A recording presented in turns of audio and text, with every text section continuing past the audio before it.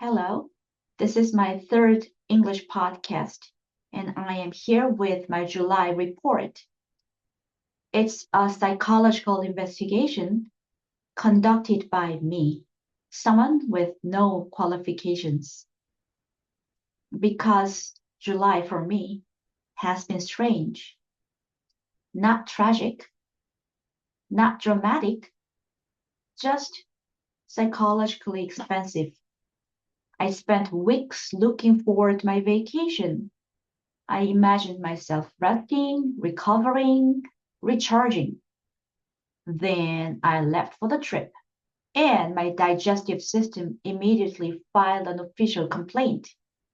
Apparently, my intestines don't travel, they work remotely. So instead of collecting beautiful memories, I collected pharmacies. I came home exhausted, which would have been perfectly fine except I immediately felt guilty for being exhausted. Apparently, I now need a vacation to recover from my vacation. Somewhere in the middle of all this, I completely lost momentum. And here's the funny part. Nothing makes me feel more guilty than having no momentum. So I become exhausted. Because I'm exhausted, it's the psychological equivalent of getting stuck in traffic because of the traffic, or drowning because you're trying so hard not to drown. Naturally, I did what every emotionally stable person does. Naturally, I did what every emotionally stable person does. I started psychoanalyzing myself again. Maybe this goes back to childhood. Maybe. I emphasize maybe. Maybe. This is not a diagnosis. This is just one woman with Wi-Fi trying to explain herself.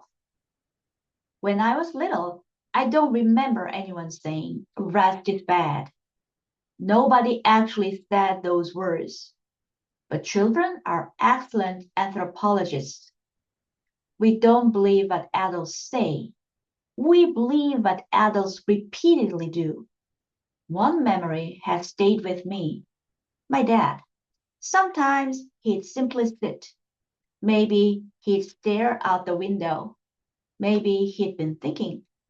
Maybe he'd just exist for 5 minutes, which now that I am an adult sounds completely reasonable and normal.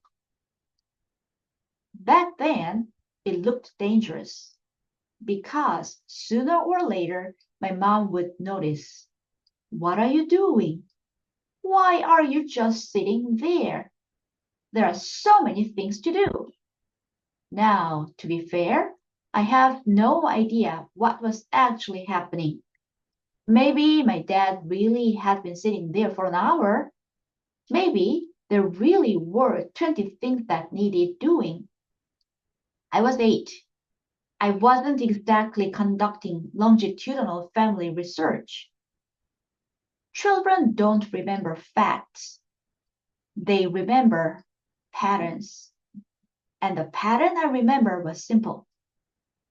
Looking busy was safe. Looking like you were doing nothing was risky. So I became strategic. If I wanted to daydream, I'd close my bedroom door. If I wanted to do absolutely nothing, I'd hide first. Apparently, my childhood version of self-care came with stealth mode. Fast forward a few decades. Now, nobody tells me to get back to work. Nobody is checking whether I'm wasting time. I live with my husband. If I spend 20 minutes staring at the ceiling, he'll probably assume I'm thinking about something profound, which, to be fair, I usually am. I'm thinking about why I feel guilty for staring at the ceiling. I've become my own productivity police. My mother doesn't even have to be in the room anymore. I've outsourced the job to my nervous system. And honestly, that's either a fascinating psychological insight or complete nonsense. I genuinely don't know. This is why people go to therapists instead of starting podcasts.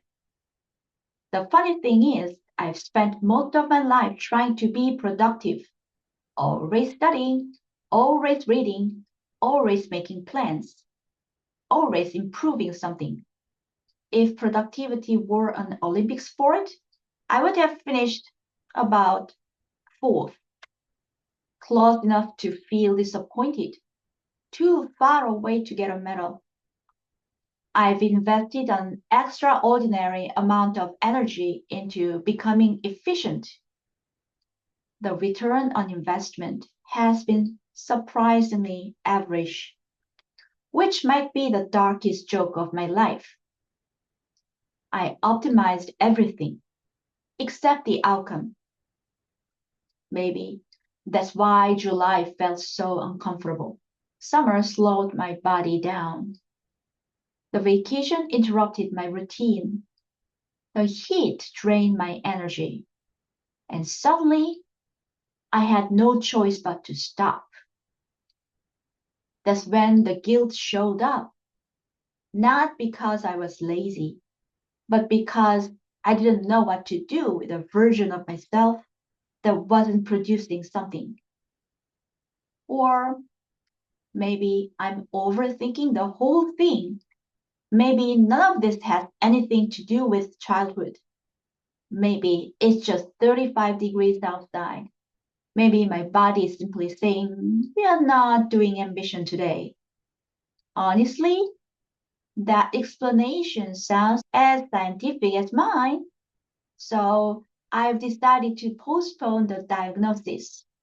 I'm not qualified, but I am highly experienced at turning one slow afternoon into a 12-part psychological documentary starring me, written by me, directed by me, peer reviewed by absolutely no one. And somehow that feels like a very productive way to avoid taking a nap. Thank you.